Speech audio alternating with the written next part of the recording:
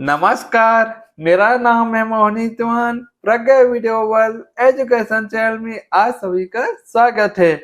दोस्तों, आप लोग पिछली वीडियो में प्रयास विश्वविद्यालय कक्षा 9वीं प्रेस हेतु प्रश्न पत्र 2022-23 से आप लोग सारे विषय तो देख लिए होंगे। पहला तो आपका हिंदी, अंग्रेजी और उसके बाद विज्ञान और समाज विज्ञान। अब बचा है गणित का, क्योंकि गणित को हम आखिरी में इसलिए बता रहे हैं क्योंकि मैं भी कुछ प्रश्नों का मैं हल कर रहा था। वैसे मैंने सभी प्रश्नों का हल कर दिए हैं गणित से। तो आज के वीडियो में आप लोग को बताऊंगा गणित भाग 1, और भाग 1 से आप लोग को बताने जा रहा हूं प्रश्न क्रमांक 41 से लेकर प्रश्न क्रमांक 45 तक। तो इस वीडियो को बड़े ध्यान से देखिएगा। तो चलिए वीडियो शुरू करते हैं।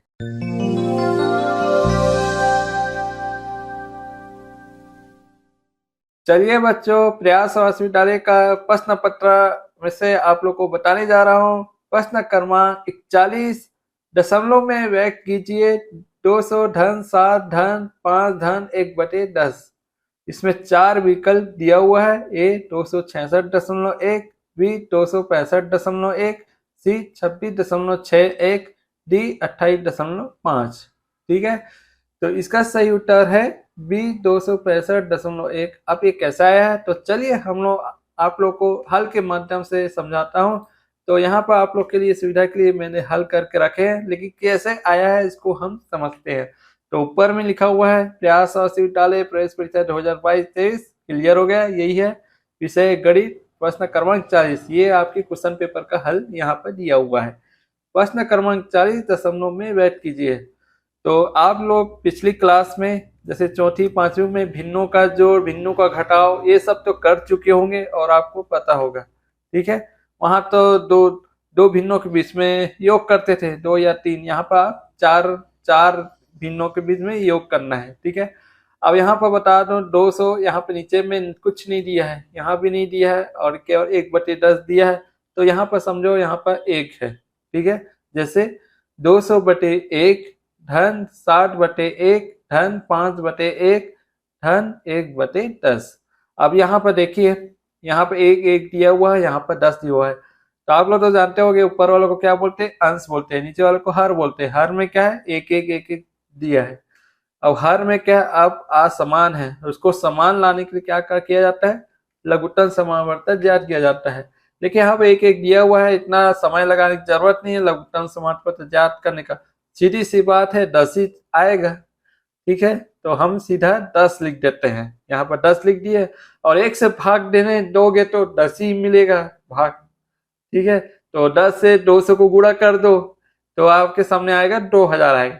ठीक उसी तरह 1 से 10 को भाग दोगे तो 10 ही मिलेगा। 10 गुणित 60 करोगे तो 600 मिलेगा। ठीक है, उसके बाद 10 फिर 50, यहाँ पे 50 कैसे हुआ, जैसे 1 से भाग दिया 10 आएगा, 5 गुणित 10 करोगे तो 50 आएगा।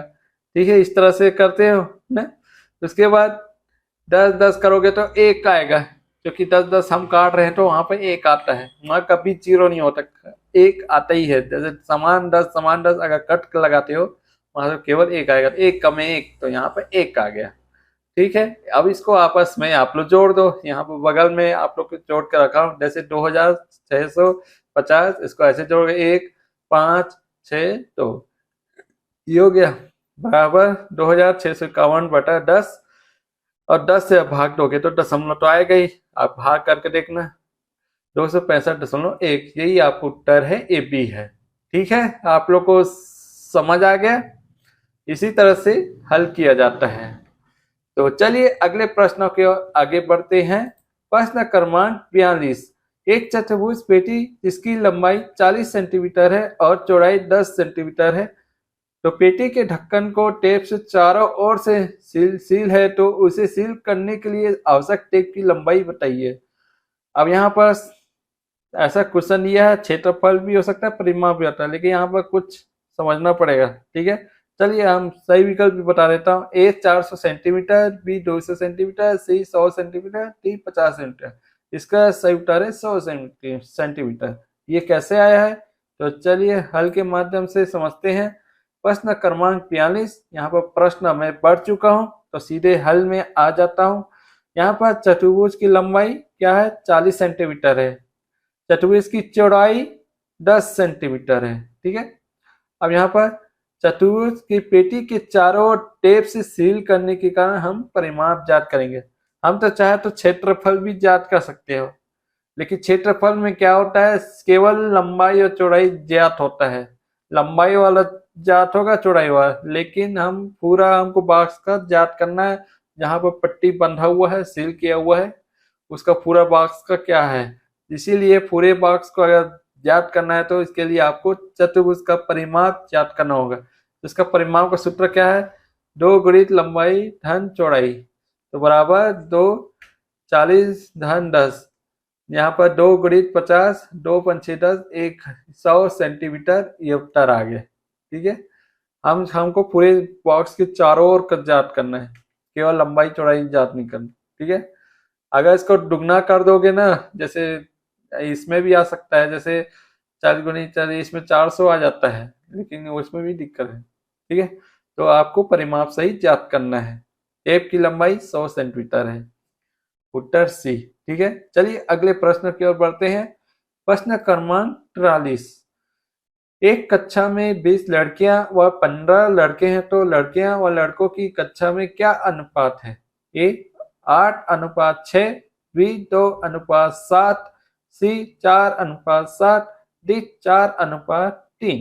इसका सही उत्तर है 4:3। तो चलिए हल के माध्यम से समझते हैं कैसे ज्ञात किया गया है। यहाँ पर प्रश्न क्रमांक 43। एक कक्षा में 20 लड़कियां और 15 लड़के हो, तो लड़कियां और लड़कों की कक्षा में क्या अनुपात है। तो हमको क्या बताना है, अनुपात। अनुपात में क्या होता है, डबल डॉट लगता है, और समानुपात में 4 डॉट लगता है। ठीक है। इधर अनुपात होता है, उस अनुपात होता है बीच में, लेकिन हमको केवल अनुपात ज्ञात करना है। एक कक्षा में लड़कियां 20 है और लड़के 15 है। अनुपात में लिखने पर 20:15। ठीक है। बराबर 20/15। इसको काट काट दिए, इससे काट दिए, 3 से जाएगा। ठीक है, नहीं 5 से जाएगा, सॉरी 5 से जाएगा। 5 दिया 15, 5 और 20। ठीक है। उसके बाद 4/3 आ गया। फिर से उसका अनुपात बदल लेते हैं, 4:3, उत्तर दी। बस यही हल करना है। और कॉम्पिटिशन एग्जाम में एक चीज बता देता हूँ, इस तरह का आपको डिटेल नहीं लिखना है, ये केवल समझाने के लिए लिखा हूँ ताकि आप लोग को समझ आए। बस आपको शॉर्ट में लिखना है, बस 20:15। अगर रफ में हल करोगे, इस तरह से आप रफ में ये वाला यूज कर सकते हो। इसको लिखने की कोई जरूरत नहीं है, ये आपको समझाने के लिए लिखा हूँ। ठीक है। तो चलिए अगले प्रश्न की ओर बढ़ते हैं। प्रश्न क्रमांक 44। घटे क्रम में लिखे 2/9, 2/3, 8/2। यहाँ पर 4 विकल्प दिया हुआ है, ए बी सी डी। तो सी वाला सही है, 8/2, 2/3, 2/9। अब ये कैसे आया है, यहाँ तो हमको पता नहीं लग रहा है। आपको ऐसा लग रहा है 8 तो बड़ा है या 2/3 है, 9 9 कैसा आ गया। तो चलिए हम हल के माध्यम से समझते हैं कैसे बनाते हैं इसको। तो यहाँ पर प्रश्न क्रमांक 44। घटते क्रम में लिखे 2/9, 2/3, 8/2। अब हल दिया है 2/9, 2/3, 8/2। इसके लिए क्या करना पड़ेगा, हर वाले को समान में लाना पड़ेगा। इसके लिए क्या करेंगे, लघुत्तम समावर्तक ज्ञात करेंगे। तो ये तीनों का ज्ञात करेंगे तो 18 आएगा। तो आप लोग एलसीएम निकाल के देखना, लघुत्तम ये 18 आता है कि नहीं। यहाँ पर लिखना भूल गया, लेकिन यहाँ पर कोई बात नहीं, यहाँ पर लघुत्तम बना के दिखा देता है। तो 18 आता है। फिर वही हमको क्या करना है, 9 से 18 को भाग देना है। ठीक है। 9 दूनी 18, 2 को 2 से गुणा करना है अंश से। 2 दूनी 4 आता है, हर वाले को 3 से 18 से भाग करते हैं, 3। अब यहाँ पर 18 आएगा 3 से, 3 छक्का 18, 6 दूनी 12। ठीक है, 6 दूनी 12 अंश। उसके बाद 2, हर वाले को 2 से 18 को भाग देते हैं, 2 निया 18 और 9 अट्ठे 72। ये आ गया। ये आप लोग छोटी क्लास में हल किए होंगे। ठीक है। उसके बाद हम समान कर लिए हर को 18। अब इसको जमा दिए बटा में, 4/18, 12/18, 72/18। अब इसको घटते क्रम में लिखने पर 72/18, बीच में सेम है, 12/18, 4/18।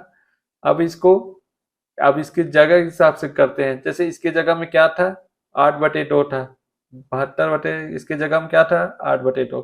इस 12/18 के जगह में क्या था 2/3 था। 4/18 के जगह में क्या था 2/9। ये आपका उत्तर आ गया। आपको कॉम्पिटिशन एग्जाम में कहाँ पर हल करना है, फटाफट एलसीएम निकाल लेना है, शॉर्टकट यहाँ पर लिख सकते हो। ठीक है, ये समझाने के लिए डिटेल में लिख दिया। तो चलिए आज का वीडियो का सबसे आखिरी क्वेश्चन है प्रश्न क्रमांक 45।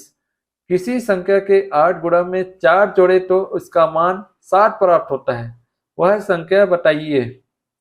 ए 7, बी 8, सी 9, डी 10। इसका सही उत्तर है 7। अब 7 कैसे आया, तो चलिए हल के माध्यम से समझते हैं। प्रश्न क्रमांक 45। किसी संख्या के 8 गुणा में 4 जोड़े तो उसका मान 7 प्राप्त होता है, वह संख्या बताइए। अब ये कौन सा पार्ट का है, ये है एक चर वाली रेखी समीकरण का है। ठीक है, जहां पर एक्स का माना जाता है, उसी तरह से हम मान लो माना कि एक संख्या है। ठीक है, एक संख्या है 8 गुणा में 4 जोड़ने पर, तो 8 को इससे गुणा करिए 8x धन 4। ठीक है, यहाँ पे बोला है जैसे 8 गुणा तो 8x कर लिए, उसके बाद 4 जोड़ दिए, इसके साथ में धन 4 जोड़ दिए। अब इसको प्रश्न के अनुसार जमा देते हैं। 8x धन 4 बराबर 60, ऐसी जात करते हो रेखी समीकरण में। उसके बाद इसको पक्षांतर कर दिए, जैसे x वाले को x वाले बाजू में रख दिए और जो अंक दिया है उस पर रख दिए। ठीक है, 8x बराबर 60 ऋण 4। ठीक है, धन का क्या है पक्षांतर करने से क्या हो जाता है ऋण हो जाता है, तो ऋण 4 की है। 60 ऋण 4, इसको घटाने से 56 आ गया। 8x बराबर 56। अब इसको x बराबर 56/8, इसको काटोगे तो इतना आएगा 7 उत्तर आएगा, उत्तर है। ठीक है, तो इसी तरह से याद किया जाता है।